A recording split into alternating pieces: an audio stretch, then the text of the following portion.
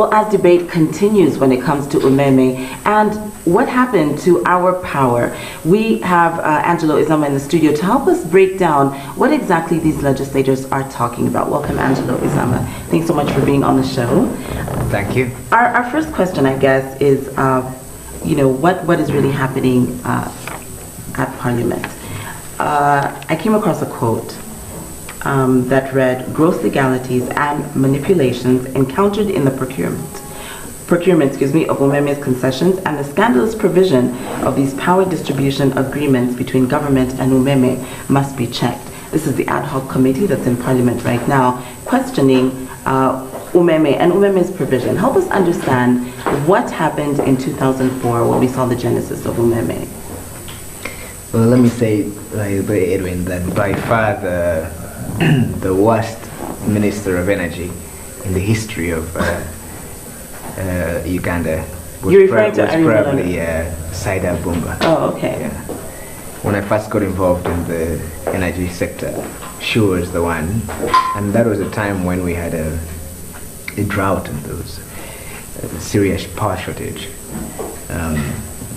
But these concessions really came at the head of the unbundling of the electricity sector. What happened in Parliament last week was that the MPs of this committee took another look at the Umeme concession, and they decided that it was no longer worthwhile for Uganda to continue with that partnership with the distributor. Well, the distributor is part of 4 companies that came out of the old state-run Uganda Electricity Board. Right. So you really have got the distributor, you've got UEGCL, which is a generator, you've got the transmission company called UETCL, and then you've got a regulator. And I'm told that you guys are hosting the CEO of the regulator. Yeah. Well, let's put it like this. Most people are upset about the cost of power, but I think more are upset about the unavailability of power. Absolutely. Yeah. There's only like 12% of Ugandans connected to a power grid. So essentially, Umeme has taken a battering on behalf of the rest of the industry. An industry that has, I think, much been defined more by the lack of power than problems in distribution. Well, grid connectivity seems to not only be the issue here. I think a lot of people are questioning the contractual obligations that the government has and why it is that our power tariffs continue to rise and yet the service that's provided seems to be a mess. Well, let's talk about that for a second. Connectivity is much better today. In fact, a lot more people are connected. If you look at the record of Umeme, and I'm not defending their other problems, they have raised connectivity to about 80%. And now with Yaka, I saw on the Facebook, you guys had a picture of that. With Yaka, the prepaid system, actually they raised the connections. There are other distributors in the system, by the way. Yeah. Umeme is not the only one who distributes power. If you look at the record of the other distributors, and in upcountry, off-grid stations, it's worse. There's a distributor who owes the government 3 billion shillings. At one point, actually, he was owing about 500 in arrears, and this particular individual bought a Mercedes-Benz that was also about 500 million. So the record on distribution is better for Umeme. The real issue with power is the cost of generation, and I'm glad you talked about 2004. 2004, we have a drought. The consequences of having a drought was that we started powering industries with containerized generators. You remember Agreco and whatever. Yeah. And not only did we raise the cost of subsidies, every year it went, I think, from 98 billion because we are using diesel generators. The highest was in 2011 when we spent 480 billion just to subsidize the power sector.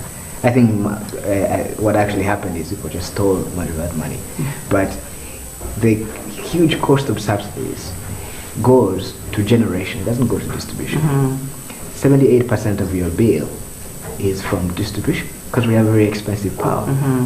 Now, ask yourself why this debate is about rather 78% of your bill is from generation, not distribution. So ask yourself why this debate is about Umeme. It's because people are frustrated, but they are frustrated essentially that they don't have cheap power. And that, I think, is really at the heart of the matter. Any power system in this world, if you're a country, you try to balance your sources of power. It's called the power mix. So you want as much cheap power as possible. And most of the developing world, cheap power comes in the form of hydro, because we don't have nuclear options. So in Uganda, we have abundant water resources, but our record of getting cheap power out is problematic. If you ask me, in another 4 years, when you have got Simba and Karuma and others, if this debate today on Umeme would be, I would think not. I have two questions. I just had a tete-a-tete with the chairman, the acting chairman for Umeme, that's Patrick Tutu, and his concern was that many of these underlying factors that are behind some of the problems being mentioned, some of the issues that are being addressed, some are beyond them. Now my concern, of course we didn't get into details really, but my two concerns here, what does this mean for the shareholders? Because we know that there's quite so many people that have invested their money in Umeme. Number two, what are the chances, because we always clamor for change, but what are the chances that actually we're going to have, just in case actually government goes ahead and says, gives them the boot, you are fired? What are the chances that the transition, because there's going to be a concern, don't we envisage a sense of a crisis transitioning from Umeme to whoever will be, and whoever will be, are we guaranteed that actually they're going to quickly be able to get over all the structural and underlying issues that Umeme had to ensure that we actually get onto a cleaner path and an effective path to power distribution in the country?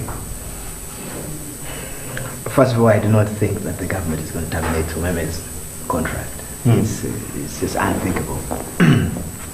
There is a buyout clause in their concession agreement precisely for this kind of nonsense, because that buyout clause envisages a situation where mad MPs or some mad executive decides to kick a company like this out. That's why you have that buyout clause. The buyout clause, I think, is would owe maybe $102 million to get to buy them out of the contract. But that said, like I said, Umeme is not the issue. Umeme has got some difficulties with expanding the grid. Years ago, I met the first MD of Umeme, and he explained why load shedding happens. Most people think that load shedding is because there is no power. Well, it's not. Like, from around September last year, we've been running a power surplus. At some point, we had like 44 megawatts of basically extra power, which was not being consumed. We then dialed down even the power we're getting from distributors like Electromax that are doing diesel power.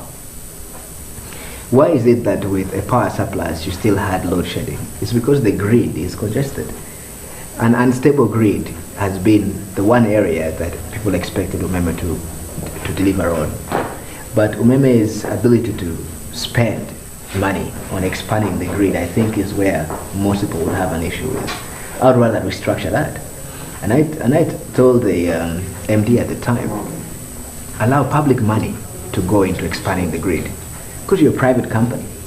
We've got, you contribute to NSSF. Look what we are. This year, Umeme said they are spending about $120 million to expand the grid at a return of investment of around 11%. Give NSSF 6 to 7%. That's still good enough money. When you put public money in distribution, you can expand the grid, and then you wouldn't have this issue. But the real intervention must come from the generation side. In other words, we need a lot more cheap power in the system as the grid expands. And MPs have not, like you said, addressed their minds to this issue, because that requires other complicated reforms. What does getting cheap power mean? In the last year, the government has addressed this by signing up actually state funds from China to go into Karuma, to go into Simba, and several other small dams. I think that they should focus their attention in getting those contracts out. The Chinese haven't even done any financial foreclosure for any of those towns. You see, if you were in Parliament, you would be saying to your constituents, our real challenge is getting cheap power into the grid. If we must stabilize the grid under this contract with Umeme, we must intervene ourselves because the company clearly can't do it fast enough. Yeah. Let's put public money into it. This ad hoc committee report doesn't make those recommendations. They're basically like, you go to Manakawa market, you say, well, the price of the tomatoes look miserable, the carrots are bad, we don't even have a regular what. Let's just take away the market license. Yeah. The problem is with the farmers. Yeah. Well, you do bring up a good point, and Honorable Jacob both, I think, heading that report in Parliament would really disagree, because he started this dialogue in 2011, he still continued it, and I think he's brought a really decent argument forward. The thing is what to do now. I want to pick up this conversation after the break on, one, talking about the issue of energy loss, two, also getting into the monies with 6 million shares floated to the public. What does that mean? What does that mean in terms of if the dialogue does continue to terminate Umeme's contract with the government, the implication of almost, I don't know, you said 102 million dollars. Some people have speculated almost up to 576 million US dollars. I read in the Observer the other day. But we're going to continue this dialogue in a couple of minutes. When we come back after the break, we're still talking about Umeme, the implications of your power tariffs, and should the government fire Umeme. We'll be back in a moment with Angelo Izama right here on Urban TV.